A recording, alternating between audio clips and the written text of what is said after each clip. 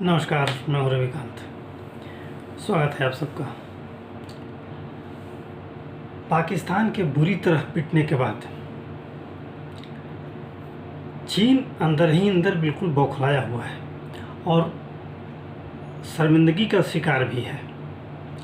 वो सोच नहीं पा रहा है कि बिल्कुल सख्ते में है। जिस तरह से भारत ने पाकिस्तान को पीटा है, आधे घंटे में पूरा पाकिस्तान तबाह हो गया। 12 में से 11 एयरबेस तबाह हो गए और जो भी घटनाएं घटी आप सबके सामने है, उसको बताने की ज़रूरत नहीं है। चीन का एक भी ड्रोन, एक भी वो एयर डिफेंस के लिए जो उसने दिया था पाकिस्तान को, पाकिस्तान के चीन के कोई भी हथियार पाकिस्तान के काम नहीं आए और पाकिस्तान बुरी तरह पीटा। इसका सबसे ज़्यादा बुरा तो चाइना को ही लगा। अब चाइना, वैसे भी एक कहावत है कि चाइना के कदम जहाँ पड़ जाते हैं वो देश बर्बाद हो जाता है। चाइना की स्थिति आज क्या है सभी जानते हैं। चाइना अपने आप को पिछले 3 से 4 दशकों में जिस मुकाम से और जिस स्तर पर ले गया वो पूरी दुनिया ने देखा है। आज दूसरे नंबर की अर्थव्यवस्था है और अमेरिका को अगर टक्कर देने वाला कोई देश है तो चीन है। आज इस स्थिति में चीन पहुंच गया है, लेकिन वो चाहता है, जिस तरीके से उसकी रणनीति आज तक रही है, कि वो समझता है कि अगर चीन को कोई एशिया में टक्कर देगा तो भारत ही टक्कर देगा। भारत के सिवा और कोई एशिया में ऐसा कोई देश नहीं है जो उसको टक्कर दे सके, उसकी आंखों में आंखें मिला कर बात कर सके। और इस समय तो वर्तमान में जिस तरीके से पाकिस्तान को पीटा गया है भारत के द्वारा, उससे तो वो और सख्ते में है और बौखलाया भी है। वो एक दूसरा फ्रंट खोलना चाहता है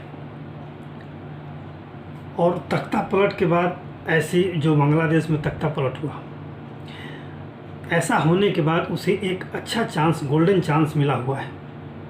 वो चाहता है कि कोई एक फ्रंट ऐसा हो, और चूँकि बांग्लादेश भी याचक की मुद्रा में है, याचना कर रहा है उससे। वो बार बार कह रहा है कि आप हमारे बंदरगाहों का उपयोग करिए, आप हमारे एयरबेस का उपयोग करिए। वो बार बार में भारत को नीचा दिखाने के लिए वो चाइना को आमंत्रित कर रहा है और चाइना इसी अवसर की तलाश में है। वो जानता है कि पाकिस्तान ख़त्म हो चुका है। अब बलूचिस्तान आज़ादी के नारे लगा रहा है। वो कब अलग हो जाएगा कोई ठीक नहीं। अगर कुछ देशों ने, जिसमें कि एक भारत भी है, खुल के अगर उसको मान्यता दे दी और अन्य देशों ने भी अगर बलूचिस्तान को मान्यता दे दी तो बलूचिस्तान को एक बहाना मिल जाएगा आज़ाद होने का, और वो आज़ाद मुल्क की तरह व्यवहार करने लगेगा।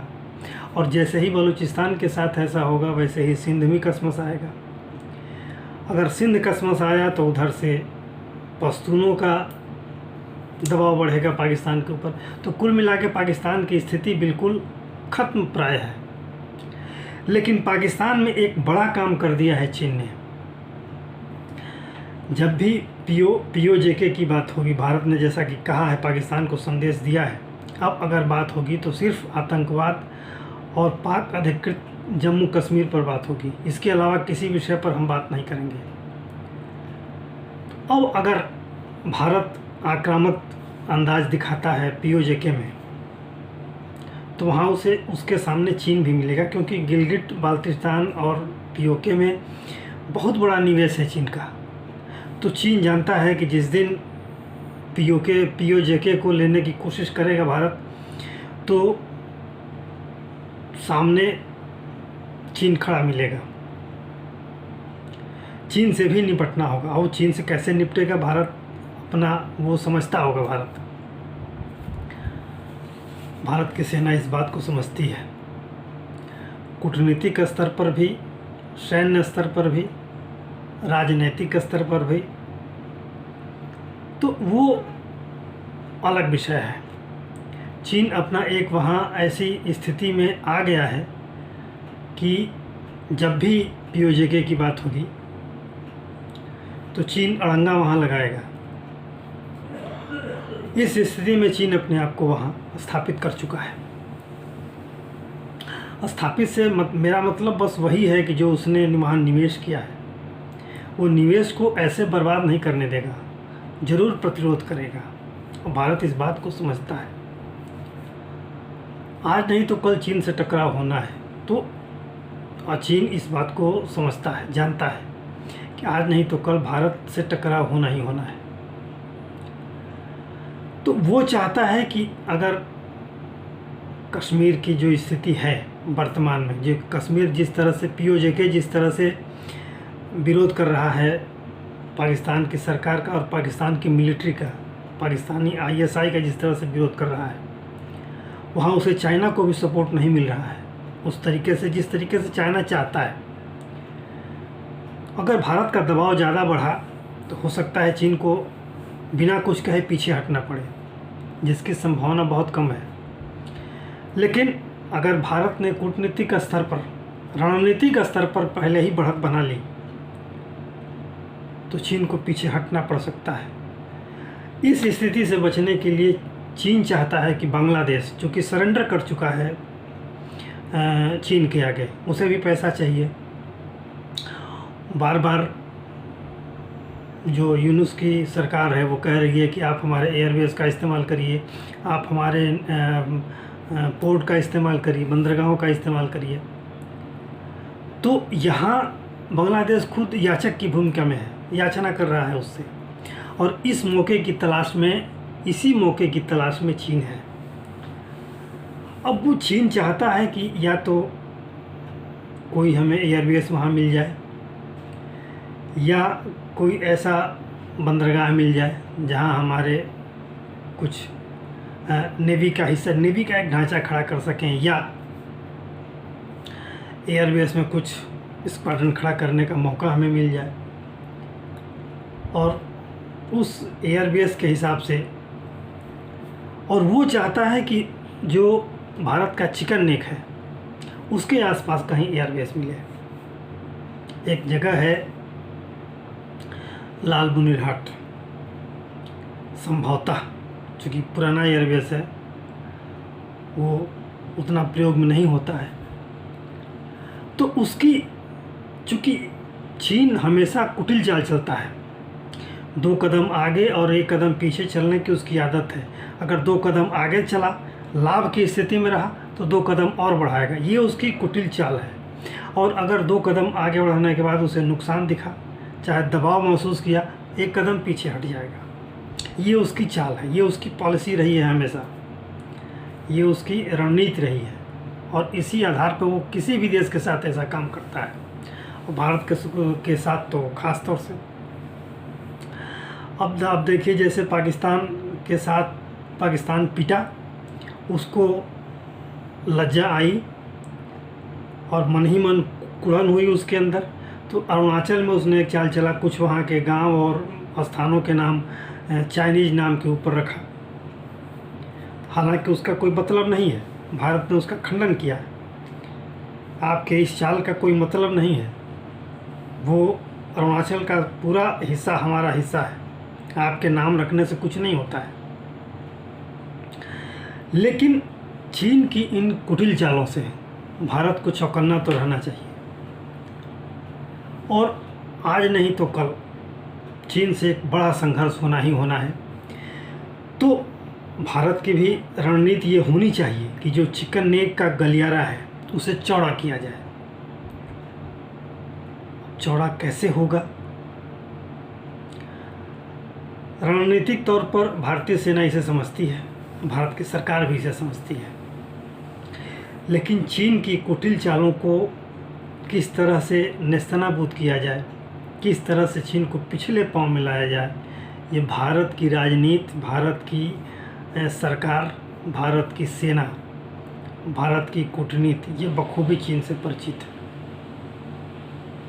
चीन संकट पैदा करने की कोशिश हमेशा से करता है भारत के साथ, आगे भी करेगा। लद्दाख में जिस तरीके से उसे पीछे हटना पड़ा है, वो उसके लिए वो अपमान की स्थिति है, वो जान रहा है। पाकिस्तान में अपमानित हुआ, अब फिर से अब बांग्लादेश के पीछे पड़ा है और बांग्लादेश उसके सामने याचक की भूमिका में ही है। लेकिन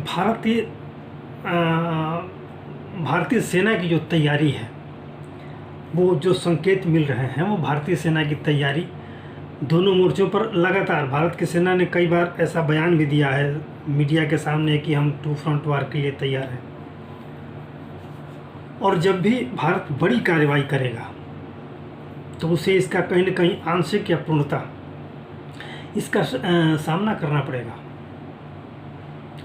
पश्चिमी और पूर्वी इन दोनों स्थानों पर भारत को चीन का विरोध देखना पड़ेगा। लेकिन चीन के सामने भारत की सेनाओं के पराक्रम की बातें एक उदाहरण की तरह है। चीन बहुत सहमा हुआ है। भारत को लगातार ऐसे कदम उठाने होंगे, सचेत होकर कदम उठाने होंगे और ये बार बार चीन को बताना होगा। चीन की आक्रामकता, उसके आक्रामक तेवर को धीमा करना होगा और इसके प्रयास भारतीय सेना लगातार कर रही है, भारत की कूटनीति लगातार कर रही है। तो चीन अगर इस उम्मीद में है कि हम भारत के लिए पश्चिम और पूरब दोनों तरफ से संकट पैदा करने की कोशिश करेंगे, तो ये शायद उसकी गलतफहमी होगी, क्योंकि ये पहले का भारत नहीं है, ये नया भारत है। और 2 बार वो लगातार कोशिश कर चुका है, एक बार डोकलाम में और एक बार लद्दाख में, और दोनों बार उसे पीछे हटना पड़ा है। और चीन के साथ अब बांग्लादेश में क्यों चीन लगातार जुट रहा है? चीन के साथ कुछ अभिशाप भी है, दैवीय अभिशाप है, जो उसके क्षेत्र हैं, जो उसका भौगोलिक ढांचा है, वो उसकी सैन्य ताकत को अपने आप कम कर देता है। अब उसमें हम बहुत विस्तार से नहीं जाएंगे। इसीलिए वो फ्रंट के लिए दूसरी जगहों को खोजता है, ढूंढता रहता है और उसकी खोज लगभग पूरी होती दिख रही है बांग्लादेश में। लेकिन निश्चित समझिए कि भारत उसकी इस कुटिल नीति को पूरा नहीं होने देगा। अब भारत की चाल क्या है इसे तो नहीं बताया जा सकता, लेकिन भारत की तैयारियां इस बात का संकेत देती हैं कि बांग्लादेश में जो कुटिल चाल चीन चलना चाहता है वो सफल नहीं होगा। जो भारत की सेनाएं हैं, जो भारत का शासन है, भारत का कूटनीतिक कौशल है, वो चीन को कामयाब नहीं होने देगा। आगे क्या होगा वो समय बताएगा। आज के लिए इतना ही। आशा है ये वीडियो आपको अच्छा लगा होगा। आपसे अनुरोध है कि आप इसे देखें, लाइक करें, शेयर करें और सब्सक्राइब जरूर करें। धन्यवाद।